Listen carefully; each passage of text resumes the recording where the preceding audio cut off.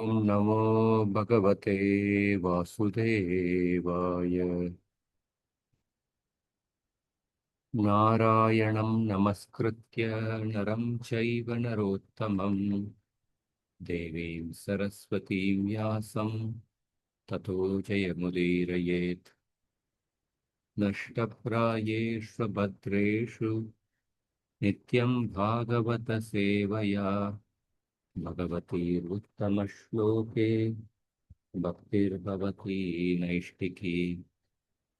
कृष्णाय वासुदेवाय देवकीनन्दनाय च नन्दगोपकुमाराय गोविन्दाय नमो नमः।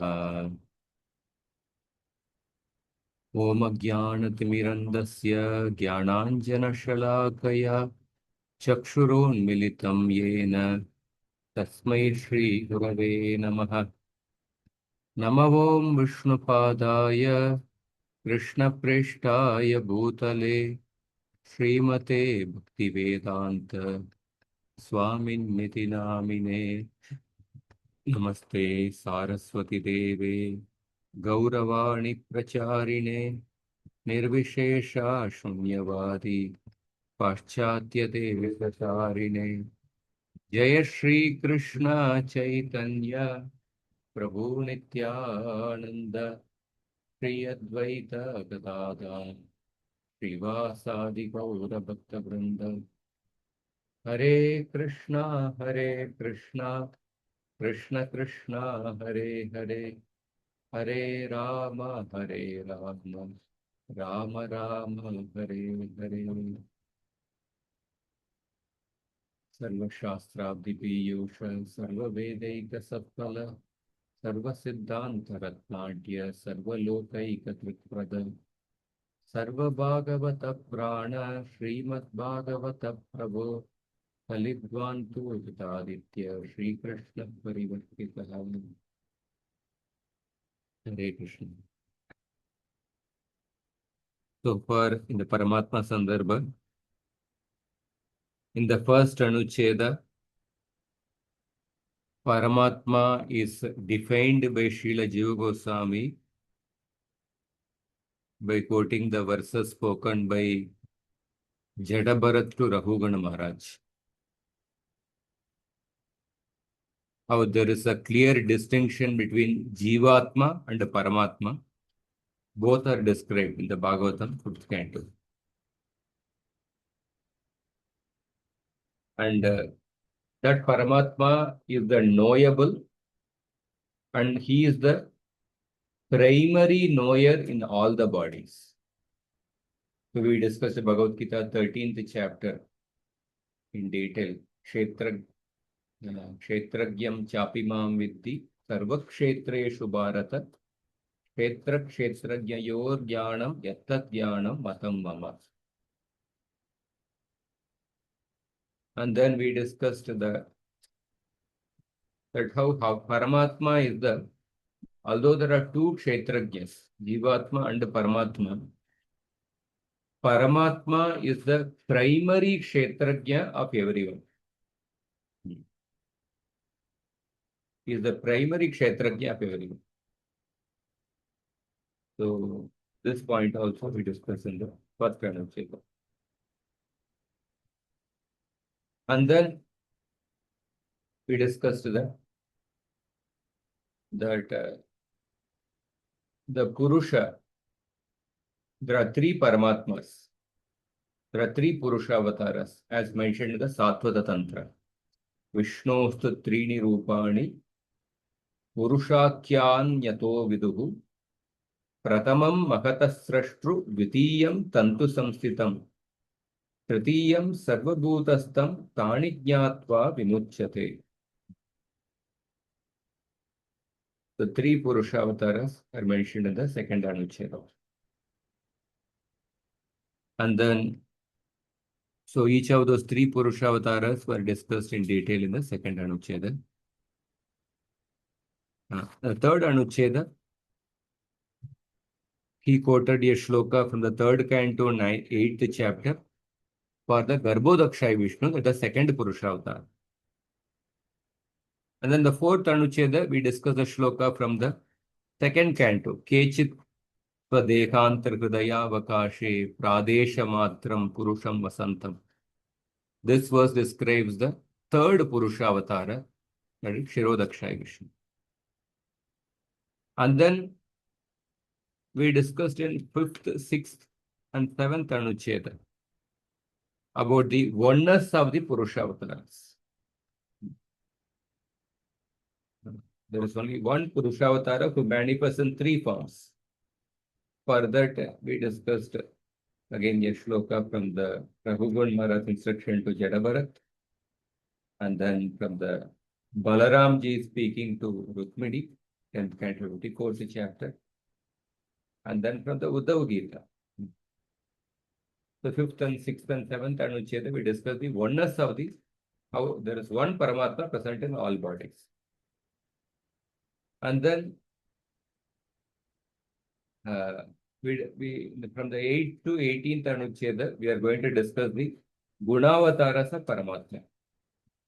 So having discussed the Paramatma, this Paramatma has two amshas, Shwamsa and Vibhinnamsa.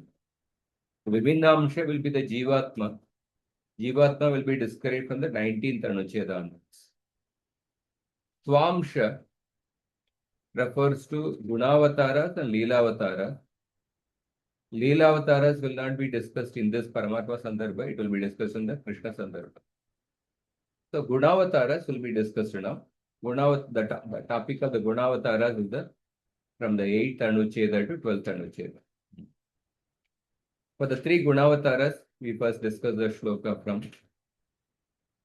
sage Drumila speaking to King Nimi.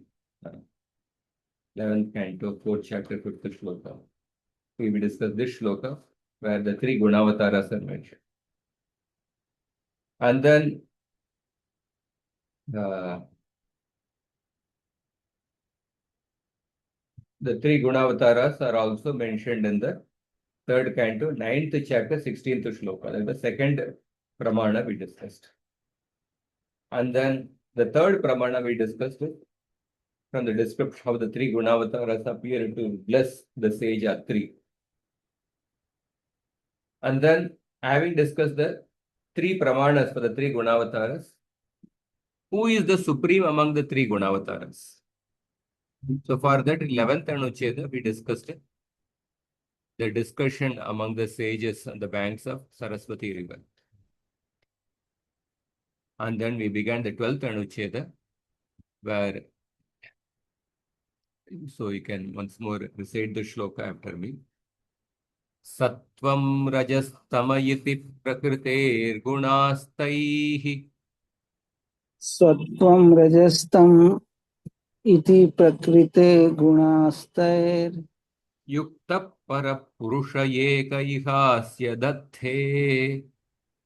युक्तः परः पुरुष एक इहास्य धत्ते Stityadayo harivirinchi hareti sanyah.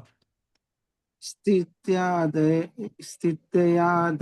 हरिविरिञ्चन्ति हरेति सज्जा Sanyah. संज्ञाः Shreyamsi tatra khalu sattvatanor syuhu. श्रेयांसि तत्र खलु सत्त्वतनो नृणां स्युः.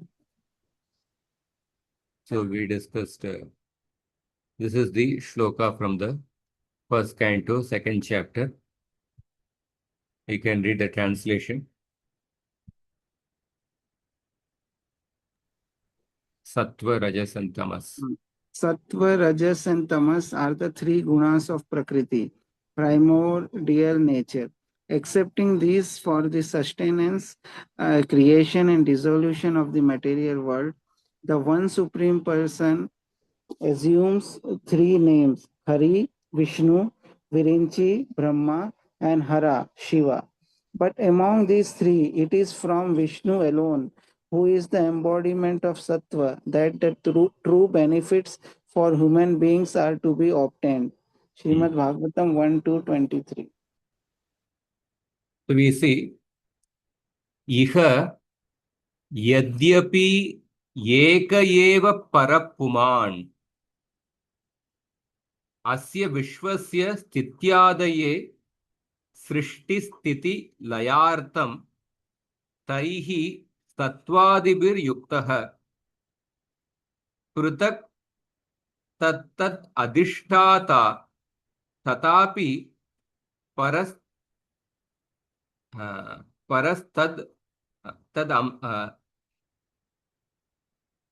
Tadasamshlishtaha san Harivirinchi Hareti Sanya Bhinnadatte Tattat Rupena Avirbhavati Ityartha. So although there is only one transcendental Purusha, but for the sake of creation, sustenance, and dissolution, this one transcendental Purusha is connected separately with each of the three gunas as their presiding deities. And Tatapi Parastad Asamshlishtaha san. He still remains a transcendental and untouched by them. And he takes the separate appellations of Hari, Virinchi, and Hara, meaning that Bhagavan appears in the forms of these three deities. Tatapi Tatra Tesham Madhye Shreyamsi Dharmartha Kama Moksha Bhaktyakyani Shubhapalani Sattvatanor Adhishtita Sattvashaktehe Shri Vishnoreva Syuhu. So very clearly mentioned. Nevertheless, among the three, Hara, Virinchi, and Hari, it is from Vishnu alone who presides over the power of Sattva Guna, the true benefits of human life, namely the auspicious fruits of Dharma, Artha, Kama, Moksha, and Bhakti are to be obtained. So it is very clearly mentioned. So although the one Purusha, the one absolute truth, for the purpose of creation, maintenance, and annihilation, he assumes three names, Hara, Virinchi, and Hari.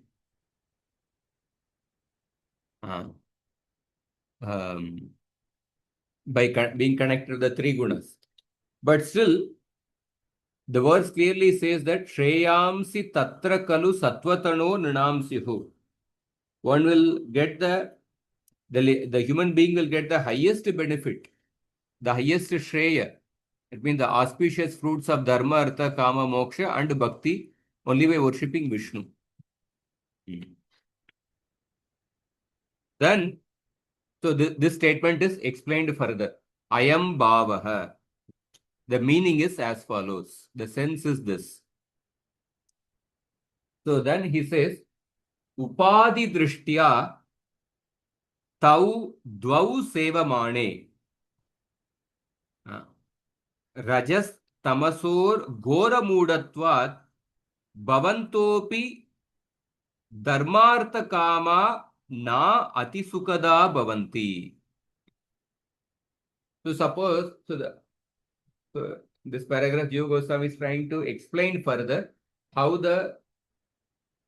although the one Purusha only manifests as three forms, Brahma, Vishnu, and Shiva, but the highest benefit a living being can obtain by worshipping the form of Vishnu. Now it is explained further by Jiva Goswami. So he says that if a person worships Brahma and Shiva, so there are different ways to worship Brahma and Shiva. The first way is that if a person worships Brahma and Shiva as limited with upadis, if Brahma and Shiva are worshipped as limited with upadis, upadi drishtya tau dvau sevamane. That means you worship the Brahma and Shiva as the devatas in charge of Rajoguna and Tamoguna. Then, because Rajas Tamasor Gora Mudatvat, because Rajoguna and Tamoguna are distressful. Rajoguna is distressful, Tamoguna is bewildering. Muda. Because Rajas and Tamoguna are distressful and bewildering by nature. So by worshipping Brahma and Shiva with upadhis, then even if a person attains the fruits of dharma, artha and kama by the worship of Brahma and Shiva, they will not be very pleasing. Na ati sukada bhavanti. Sukada means pleasing. Ati sukada. Na ati sukada means it will not be very pleasing. So this is the first point he says. And then he says, suppose if a person worships Brahma and Shiva without upadhis, tata upadi tyagena sevamane bhavan api moksho na sakshan na cha jaditi.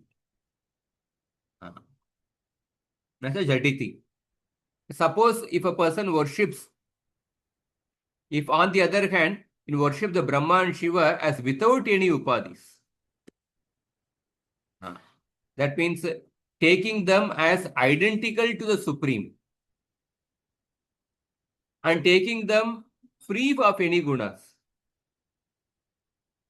Worshipping them with upadhis means basically that they are connected with Rajoguna and Tamoguna. Worshipping them free of upadhis means considering them as identical to Supreme and free of any gunas. Then, even if a person obtains moksha, moksha is even higher than dharma, artha, kama, the fourth goal, the highest goal. Even if a person obtains moksha, it would neither come directly from Brahma and Shiva. Moksha will not be awarded directly by Brahma and Shiva. And secondly, nacha jatiti. And moksha will not come very, very quickly. One will get moksha after a long gap, after a delay. And secondly, one will get moksha not from Brahma and Shiva. That means it will come directly from Vishnu only. Kintu katamapi paramatma amsha eva ayam ityanusandhanabhyasenaiva paramatmana eva bhavati. So the second point is that if a person worships the Brahma and Shiva without upadhis, that means considering them identical to Vishnu, without any gunas, then one can obtain moksha, but after a long delay. And that moksha which a person will get will not come directly from Brahma and Shiva. It will come from Vishnu through Brahma and Shiva. It will not come directly from Brahma and Shiva. It will come from Vishnu only through Brahma and Shiva. Rather, only if they are kintu katamapi paramatma amshayeva ayam. Now the third possibility is, if you worship Brahma and Shiva, considering them as the amsha of Paramatma. Rather, this is the third possibility. If they are worshipped in the constant understanding that they are both parts of Paramatma. That means they are avatars of Paramatma. Katamati Paramatma amshayeva ayam it anusandhanabhyasenaiva anusandhana abhyasenaiva paramatmana eva bhavati. If you worship them with the understanding that they are both parts of Paramatma, is liberation to be attained. And that also only from Paramatma alone. It would come from Paramatma alone, not from Brahma and Shiva. And this is the third possibility, he says. So, tatra tatra sakshat paramatma karena aprakashat tasmat tabhyam shreyamsi na bhavanti. Because paramatma akarena aprakashat. Paramatma akarena aprakashat. Since Paramatma is not directly manifest in the forms of Brahma and Shiva, Tabhyam Shreyamsi na bhavanti. The ultimate welfare, the ultimate Shreya does not proceed directly from them. So because the Paramatma is not directly manifest in the forms of Shiva and Brahma, Paramatma is only indirectly manifest in the forms of Shiva and Brahma. Therefore, by worshipping Brahma and Shiva, the ultimate welfare does not proceed directly from them. The ultimate welfare proceeds only by worshipping from Vishnu only. These are the 3 points which are explained in this paragraph. If a person worships Brahma and Shiva with upadhis, then one will get only the fruits of dharma, artha and kama. And those fruits also will not be very pleasing. And second category, if a person worships Brahma and Shiva without upadhis, then one can get the fruit of even moksha. But there are two points. The first point is moksha will not come quickly. It will come after a delay. And secondly, moksha will not come directly from Brahma and Shiva. Means like it will come from Vishnu only. And then the third category, if a person worships Brahma and Shiva as the Amsha of Paramatma, then liberation will be obtained. Maybe little quickly as compared to the second category. But in this case also, liberation will come from Paramatma alone, not from Brahma and Shiva. Because Paramatma is not directly manifest in the forms of Brahma and Shiva, the ultimate welfare does not proceed directly from them. Is this clear? Yes, Yes, Prabhu. yes, Yes. Prabhu. Very nicely explained.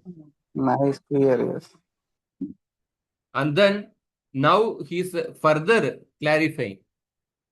Now he talked about worshipping Brahma and Shiva in that with 3 understandings he explained. With 3 understanding what a benefit will get. Now in the next paragraph, he describes that on the other hand, when a person directly worships Vishnu, in that also he uses I think 2 or 3 categories, and then what benefit a person will get. And then he says, Ata means on the other hand, Ata upadi drishtyapi Shri Vishnum sevamane. On the other hand, if a person worships Vishnu, even considering him to be delimited by Sattva Guna. Actually, Vishnu is always transcendental to the 3 gunas. But even if a person worships Vishnu with upadhis, considering him to be delimited by Sattva Guna, that means considering him to be having the upadhi of Sattva Guna. That means not knowing him as the supreme. Then Sattvasya Shantatvat Dharmartha Kama api Sukadaha. Because Sattva Guna is peaceful by nature, then one will get the fruits of Dharma, Artha and Kama, and these fruits of Dharma, Artha and Kama will be pleasing by nature, Sukadaha. In the previous case, when a person worships Brahma and Shiva with upadhis, then one will get the fruits of Dharma, Artha and Kama, but they will not be very pleasing. Nati Sukada Bhavan. But here is the contrasting. If a person worships Vishnu with upadhis, considering him to be having upadhis, having the upadhi of Sattva Guna, then one will get Dharma, Artha and Kama, but they will be very pleasing by nature. And then he says, तत्र निष्कामत्वेन तु तं सेवमाणे सत्वात् संजायते ज्ञानमिति कैवल्यं सात्विकं ज्ञानम् इति चोक्तेर्मोक्षस्य साक्षात्. And if a person worships Vishnu without material desire, but still considering him to be having upadhi. So the first category is that worshipping Vishnu with material desire and with the understanding, thinking that Vishnu is having the upadhi of sattva guna. Then a person will get the results of dharma, artha and kama, and they will be pleasing by nature. And second category is that the person worships Vishnu, considering him to be having the upadhi of sattva guna and without material desires. Then one will directly attain moksha according to the statements Sattvat Sanjayate Jnanam. Kaivalyam Satvikam Jnanam. Based on these statements, one will attain moksha. When a person worships Vishnu without material desires, considering Vishnu to be having the upadhi of sattva guna, one will attain moksha. And then he also gives another quotation from Skanda Purana. So you can read this, you can chant this quotation. Repeat after me. Bandako bhava pashena. Bandako bhava pashena. Bhava pashacha mochakaha. Bhava pashacha mochakaha. Kaivalyada param brahma. Kaivalyadah param brahma. Vishnureva sanatanaha. Vishnureva sanatanaha. Can read the translation. He who binds. He who binds with the ropes of material existence and he who delivers from the same bondage is Bhagavan Vishnu alone, the eternal absolute reality and the bestower of liberation. Kaivalya, Skanda Purana. So Bandaka and Mochaka, both are Vishnu alone, Vishnu Reva. And that Vishnu is the Kaivalya, the bestower of liberation. And Param Brahma, he is the eternal absolute reality, Sanatanaha. So, and then he is giving the third category. In worship of Vishnu, he has mentioned two categories. Worshipping Vishnu with upadhi, with material desire. Worshipping Vishnu, considering him to be having upadhi with material desire. And second is worshipping Vishnu, considering him to be having upadhi without material desire. Now the third category, upadhi parityagena. Upadhi parityagena tu panchama purushartho bhaktireva bhavati tasya paramatma karenaiva prakashat tasmat Shri Vishnoreva Shreyamsi Suriti. If, however, one worships Bhagavan Vishnu without any upadhis, considering him supreme, then it is bhakti alone. One will get the Panchama Purushartha, not even moksha. Higher than moksha, one will get the Panchama Purushartha, that is bhakti alone. The fifth goal of human life. Because he, Vishnu without adjuncts, is manifest to such a devotee in his form as Paramatma. Therefore, the ultimate welfare comes from Vishnu alone, as stated in the Bhagavatam verse. So essentially, summary, Jiva Goswami has mentioned that when a person worships Brahma and Shiva with three understanding, three category, considering them to be having upadhi, first category. Then second is considering them to be having without upadhi, second category. And third category is considering them to be amsha of Paramatma. So in the first category, one will get dharma, artha and kama, but they will not be very pleasing. The second category, one will get moksha, but with a delay, and the moksha will also come not from Brahma and Shiva, but from Vishnu.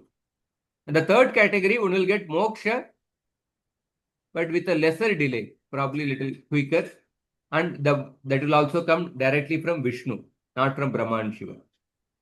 And then, in regard to worship of Vishnu, three ways of worshipping.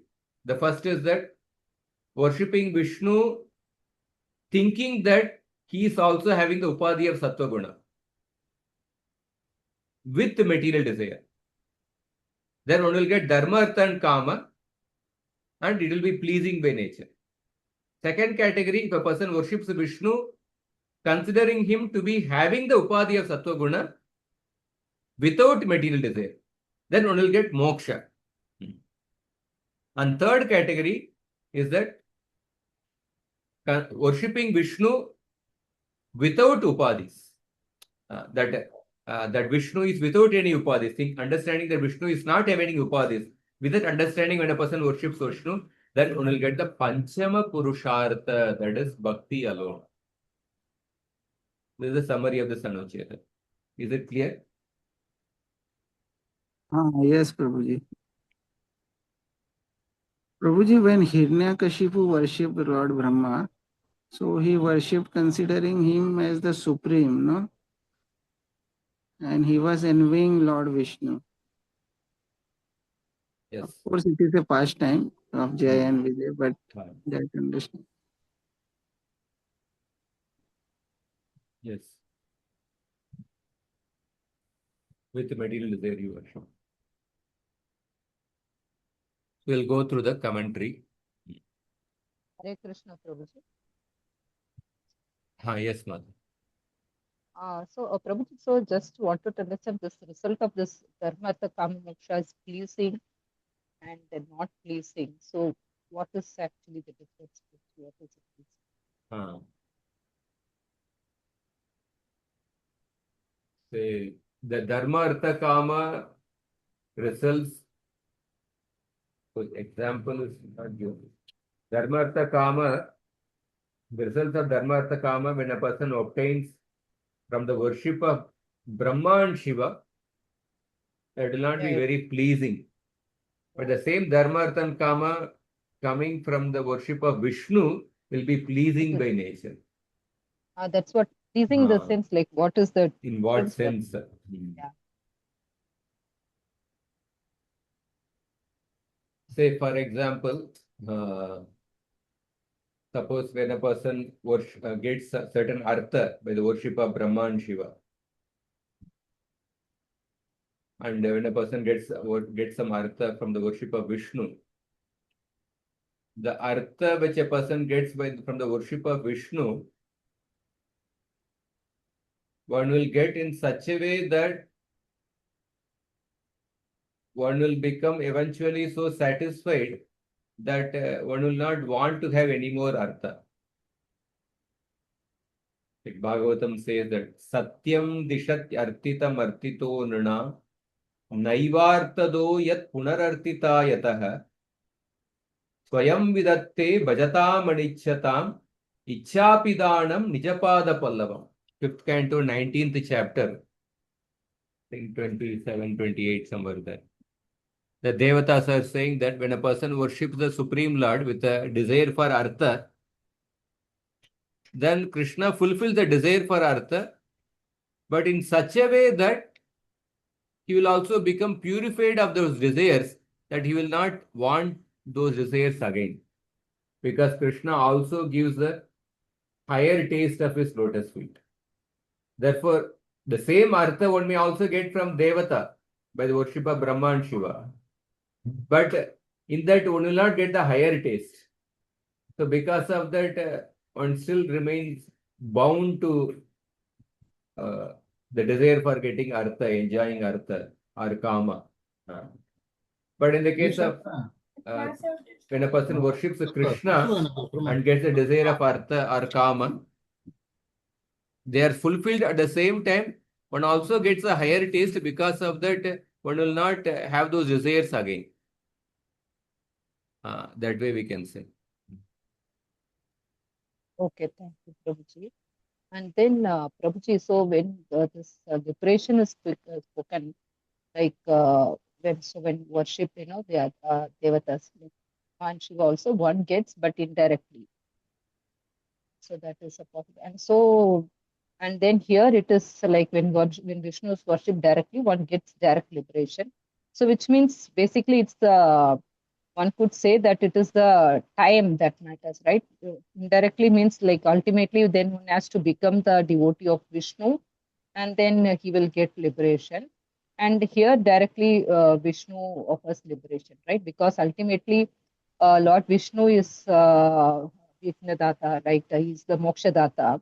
So that Lord Vishnu only has to give the liberation, right? Yes, So it's the yes. so we can say it's the time so it may take few more janmas for someone to get that liberation. Time right? or basically what is said is that even when a person worships Brahma and Shiva without upadhis, one will get moksha with a delay, and that moksha also which a person gets, it will not be given directly by Brahma and Shiva. It is coming from Vishnu only, because only Vishnu can give actually moksha. That is why the Skanda Puran verse quote said, Skanda Puran verse says that Vishnu is the bandhaka and Vishnu is the mochaka. Vishnu is the one who binds the living entities in the material existence, and he only can liberate. So moksha can come only from Vishnu, but it may come from Vishnu through Brahma and Shiva. When a person is worshipping Brahma and Shiva without upadhis. So in that case, Prabhuji, but when, as it is said in the last point, that when worship Vishnu as a supreme personality of Godhead, so he is given that he gets bhakti, right? Yes. So that is possible. So which means, Prabhuji, that in the earlier type of liberation, so bhakti will not be there. It will be, I mean, it will be something like Bhakti Mishra Gyan or Bhakti Mishra Yoga, something like that type of liberation. Kaivalya Mukti, Sayujya Mukti one will get. Okay. When a person worships Vishnu, understanding that he is eternally in the transcendental position, then he will get the Panchama Purushartha Bhakti. But when a person worships Vishnu, thinking that his form is in Sattva Guna, or he is having a upadhi of Sattva Guna, he is delimited by Sattva Guna, that means he is having a upadhi of Sattva Guna, then if a person worships with material desire, then he will get Dharma, Artha and Kama. If a person worships without material desire, he will get Moksha. But if a person worships Vishnu, understanding that he doesn't have any upadhis, then he will get the Panchama Purushartha, that is Bhakti. Okay, Prabhuji, yeah, that's very clear.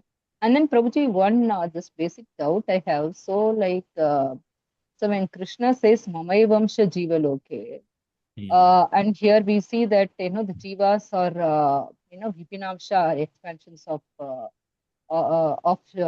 Purusha Avatar, right? Correct. Paramatma, right? So which means, so there Krishna, when he says Mamai Vamsha Jiva Loke, so that means he is referring there is as Paramatma only, not direct Krishna. Yeah. Technically, Jivatmas are Amshas of Paramatma. And because Paramatma is ultimately there is only one non-dual absolute truth who is known by Brahman, Paramatma and Bhagavan. So that Paramatma is also the aspect of the Bhagavan only. So therefore indirectly the Jivatmas are Amshas of Bhagavan. Directly the Jivatmas are Amshas of Paramatma.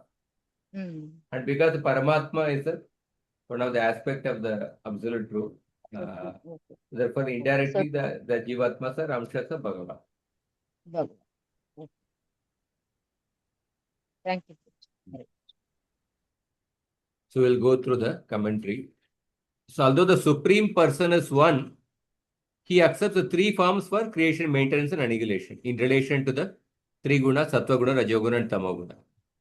So of the three, although Vishnu enacts the function of sustenance, but he remains untouched by the three gunas.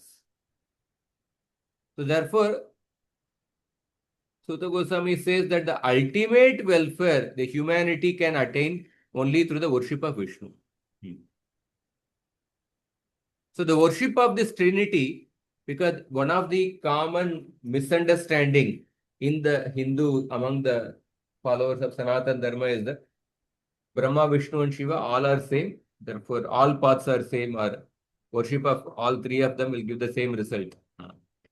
But Bhagavatam is very clearly mentioning how there is a Taratamya is also there.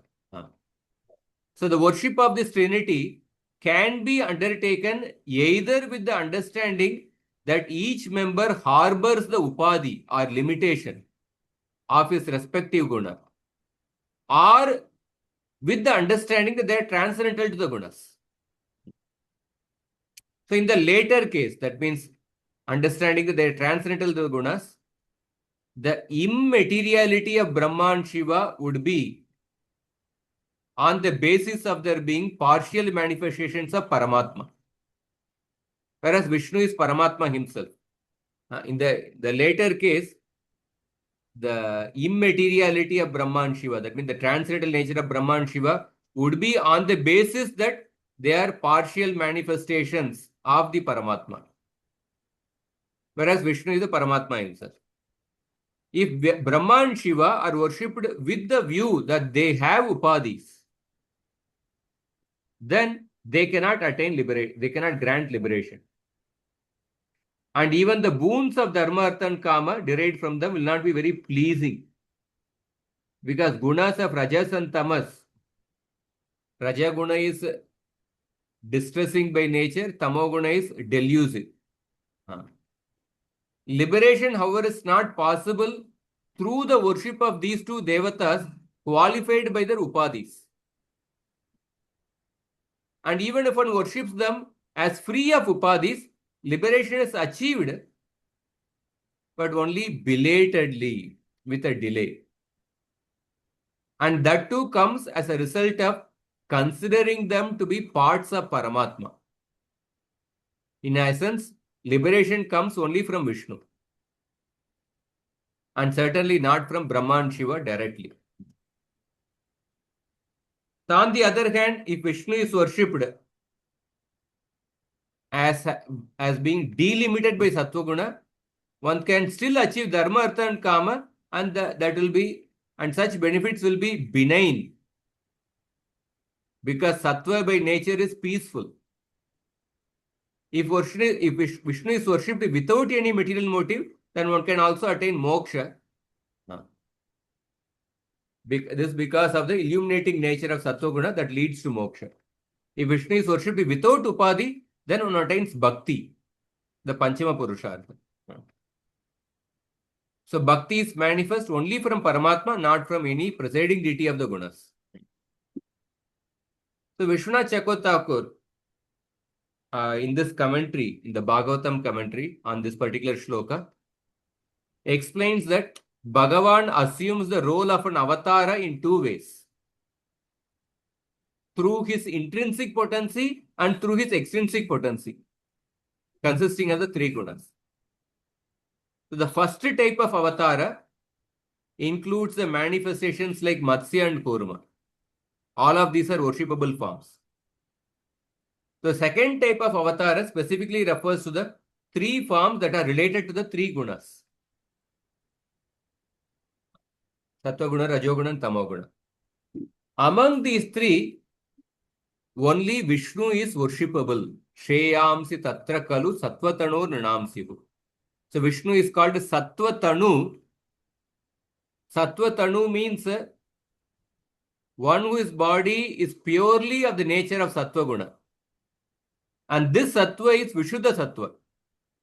This Sattva is not that of the phenomenal being, but belongs to his intrinsic potency of transcendental being existence, Vishuddha Sattva. Because elsewhere in the Bhagavatam it is said that Harirhi Nirguna Sakshat. Harirhi Nirguna Sakshat Purusha Prakrite Parehe Sa Sarvadrik Upadrashta Tambajan Nirguno Bhavet. 10.88.5. Vishnu is directly the Supreme Person, free of the gunas and beyond Prakriti. So for this reason, Vishnu cannot have any material upadhis. Since the material energy has no power to delimit him in any way.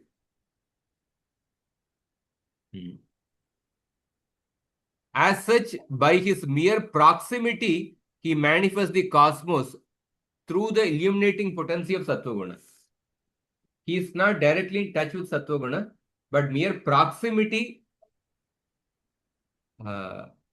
he maintains the cosmos through the Sattva-guna. All the while remaining indifferent to Sattva-guna. So, it is in this sense that he is Gunavatara.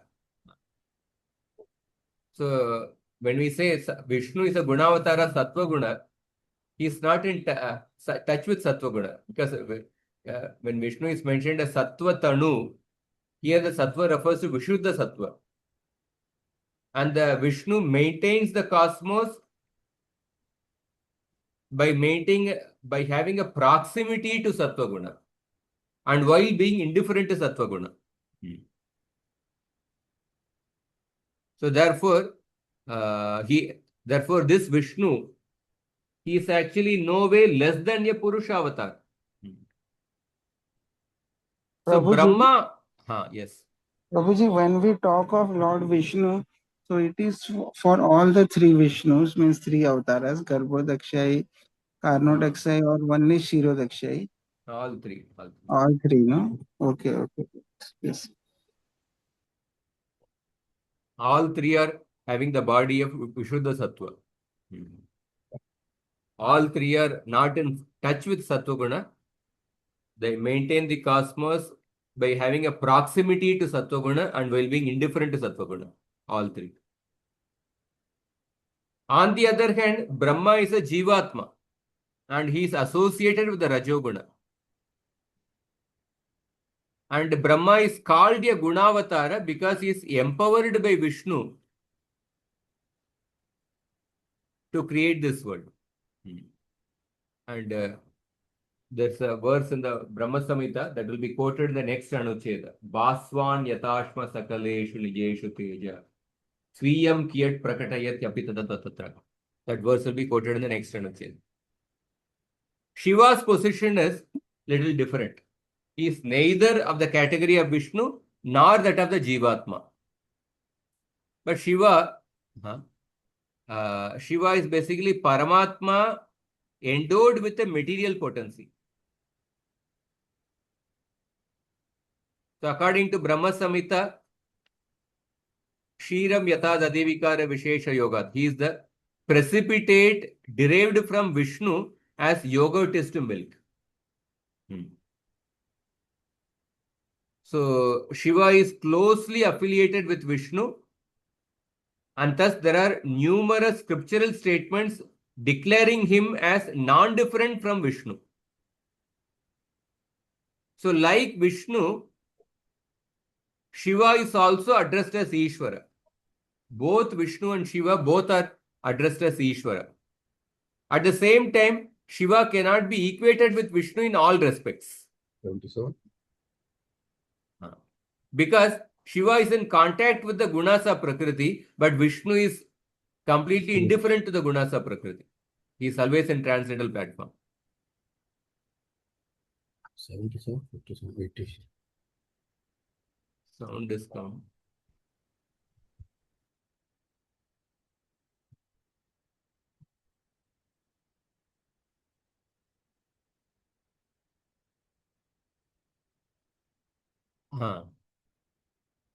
So, he is thus depicted as the husband of Durga or Parvati, the deity of material energy. So, therefore, one cannot transcend the gunas by worshipping Shiva as the supreme. One cannot transcend the gunas. So, therefore, there are 5 ways by which Lord Shiva can be worshipped. One is that considering him as a independent Bhagavan. This is how the Shaivites worship. Second is considering him as a presiding deity of the Tamoguna. And third is considering him as a devotee of Vishnu. And fourth is considering him as a partial manifestation of Vishnu. And fifth is considering him as a seat occupied by Vishnu.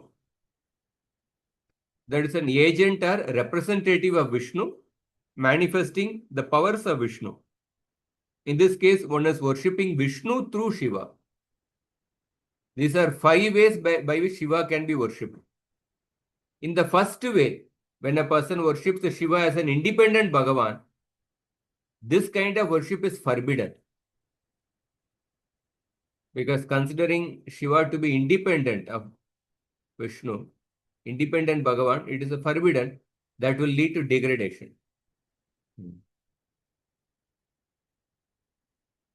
The shloka, famous shloka.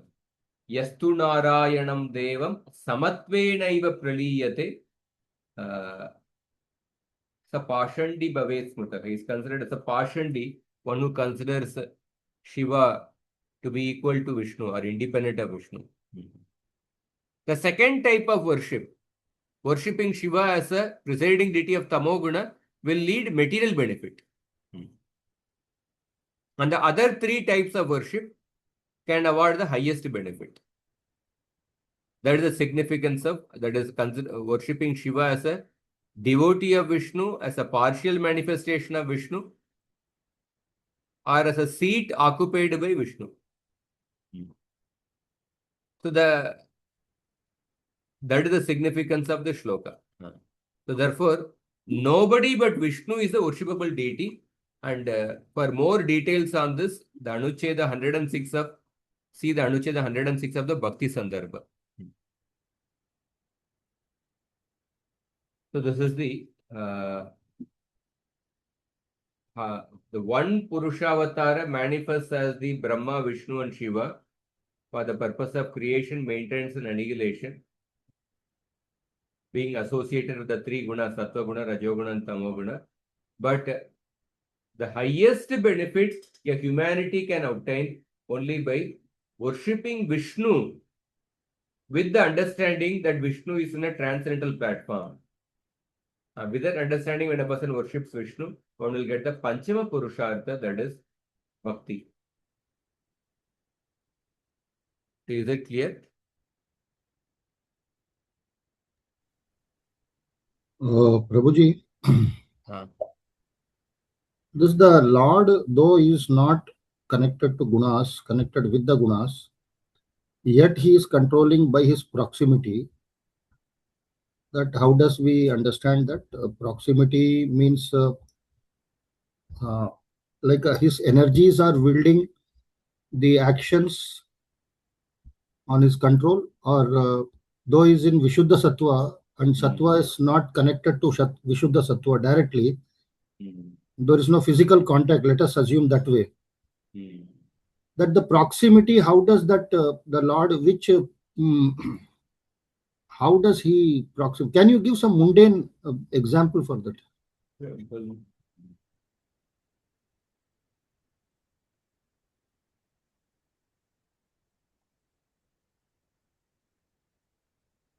Yeah, the Lord is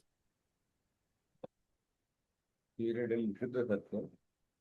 He controls, he maintains the universe through Sattva Guna, through proximity to Sattva Guna, and while being indifferent to Sattva Guna.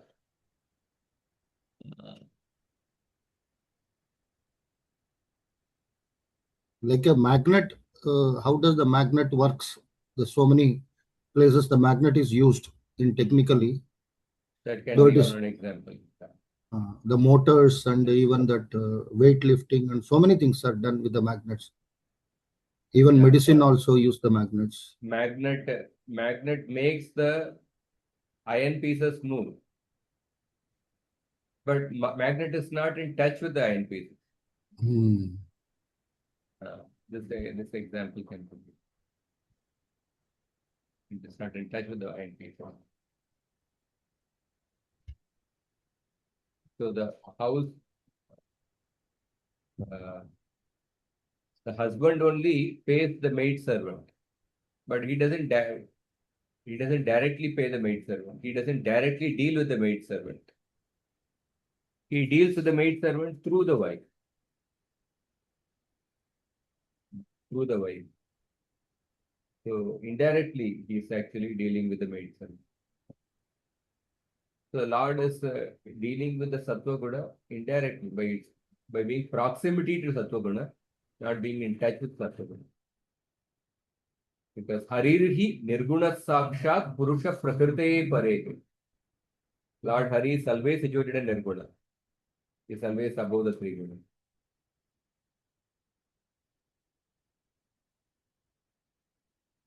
Okay.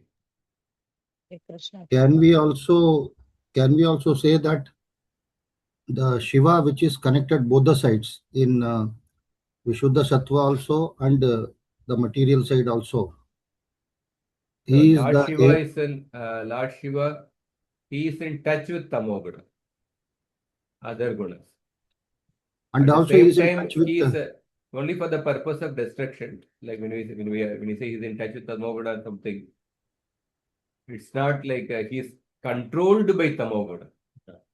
He is in touch with the Tamoguna, and because every guna will be present with the other gunas, that means Tamoguna, when he is in touch with Tamoguna, the other gunas, Sattva-guna and Rajoguna, they can also be assumed. He is in touch with the gunas, but he is not controlled by those gunas.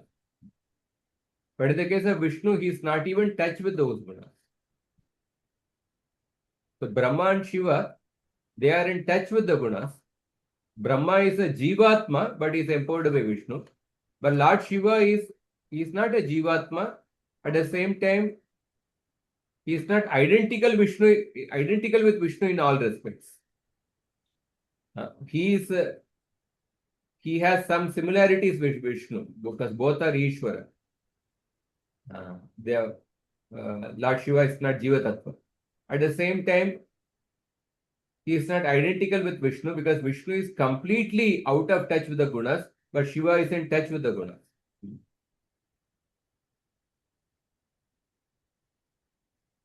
otherwise he stays in Vishuddha Sattva, Shiva or Shuddha Sattva. Yeah, we can't say he's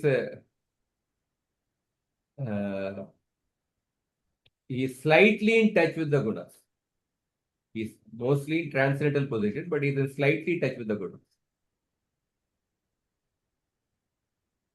Slightly in And touch with the gunas, but because he's absorbed in the devotional service of the Lord, most of the time he's in transcendental position, but at the same time he is also in somewhat touch with the gunas. and Brahma is full Jiva with the Sattva gunas, right? Brahma is also, he is a Jivatma, and he is also in touch with the gunas. He is also in touch with the gunas, but at the same time he is in a because Brahma is also engaged in devotional service to Krishna. Anybody who is engaged in devotional service is a transcendental platform. Correct. But still, Brahma is in touch with the gunas because for the sake of creation. But Lord Vishnu is not at all in touch with the gunas. So there is a. Let me check if I have this.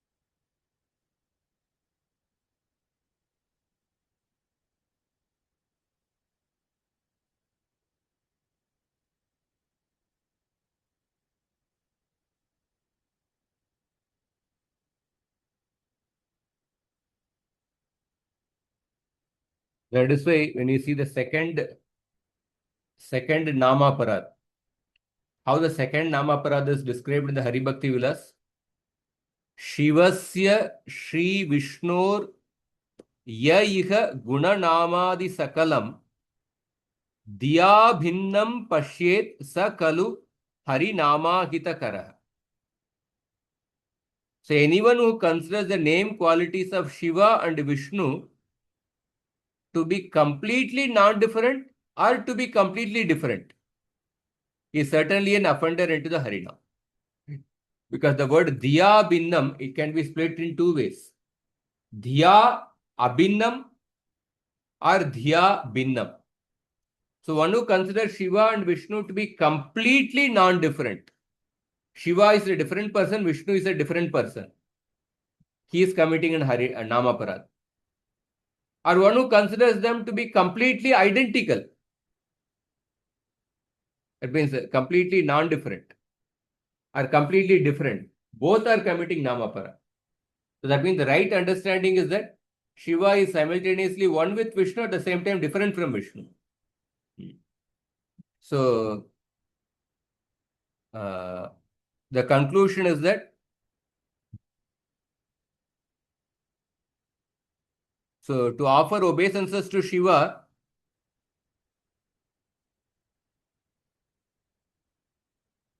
to consider them separate and then to offer obeisances, to Shiva is certainly not appropriate for Vaishnava. So anybody who thinks that Shiva is completely different deity and Vishnu is a completely different deity, that's an offense. And then goes offers respects to Shiva, pays obeisances, etc. He disrespects Shiva. So such a person is an offender. And so therefore, knowing that just like Matsya avatar is a avatar of Vishnu. Similarly, Shiva is also a Gunavatara Vishnu. Because it's a Gunavatara Vishnu, in that sense, one should see the non-difference with Vishnu. This will not cause any fault. In fact, it is favorable to perceive and worship Shiva, seeing him as a Gunavatara Vishnu. It will ultimately lead to devotion towards Vishnu. At the same time, if we consider Shiva to be identical with Vishnu in all respects, then that is also an offense. So one should see the difference and non-difference both simultaneously.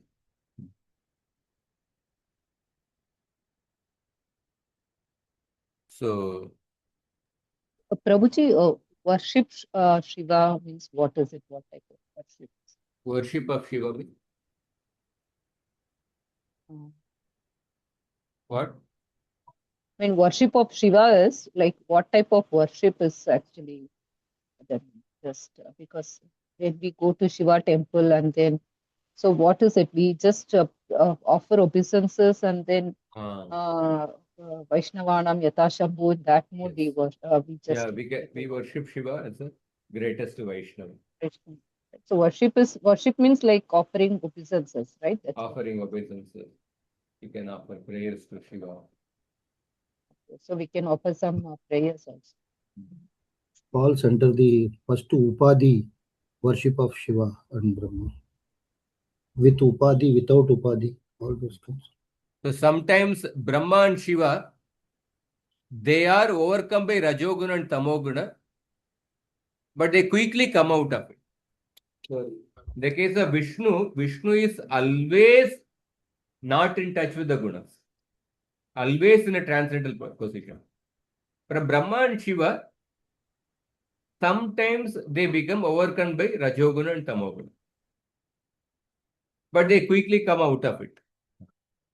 Lord Shiva is most of the time he is in the transcendental platform, but sometimes he is influenced by Tamoguna, and that also for the sake of some pastimes. So that is the understanding. Brahma and Shiva, mostly they are in transcendental platform, but sometimes they are overcome by the gunas.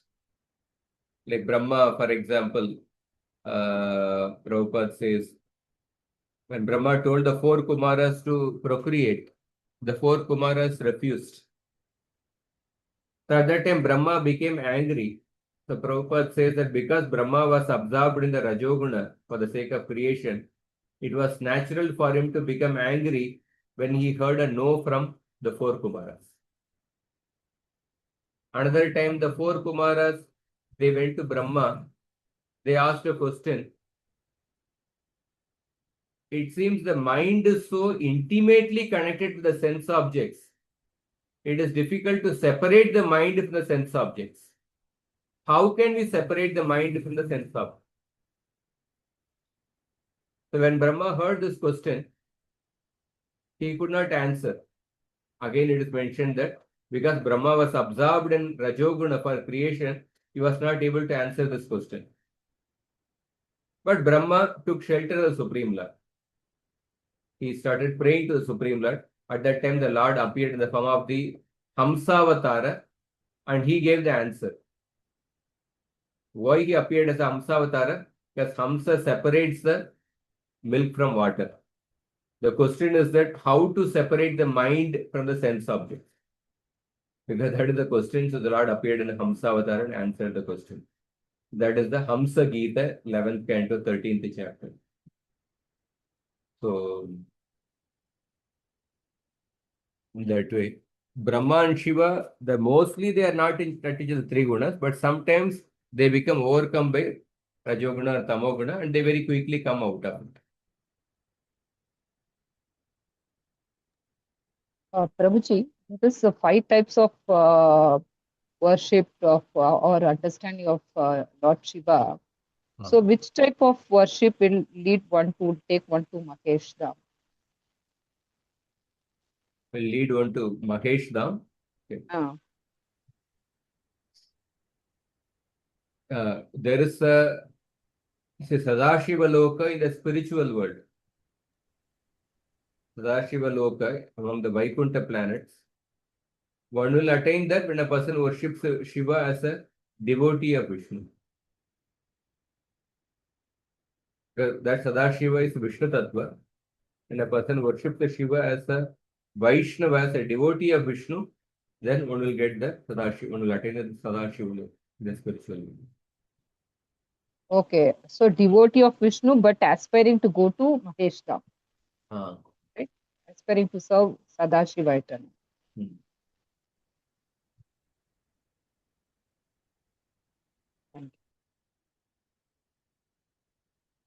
Prabhuji, one more thing, this is what it's like. So the first point is mentioned, right? That one is, if one considers Shiva to be the Bhagavan, and they will be, that will lead to degradation, right? Such types of stuff. But in Bhagavatam, we see there are, instances where even demigods pray to Lord Shiva and like saying that you are creator. I mean, as good as Lord, as good as Lord Vishnu, and considering to be Bhagavan. So, yeah. So that is to be considered as. That we are going to discuss that shloka probably in 2 or 3 classes, because those shlokas, Jiva Goswami is going to address those very the same shlokas which you are referring. The 8th canto, when the poison came, at that time the Devatas, they go to 4th canto also there is a shloka. Jiva Goswami will take 4 shlokas from the Bhagavatam, 2 shlokas from, 1 shloka from 3rd canto, 1 from 4th canto, 1 from 8th canto, and then from 12th canto. In these shlokas, Shiva is described as if like identical to Vishnu on the same platform or even superior to Vishnu. How do we understand those shlokas? So that will be discussed in this section only, probably not in next week. Either next week or next to next week we'll be discussing that. But in this, before this 18th anuccheda, these topics will be taken.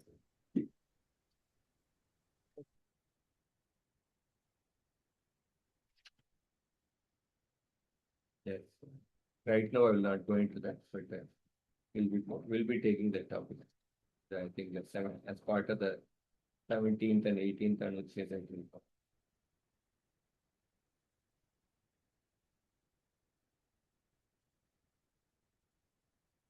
Okay.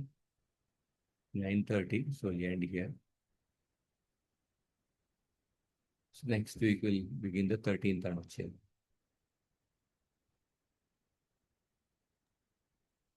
Hare Krishna. Thank you very much, Prabhuji.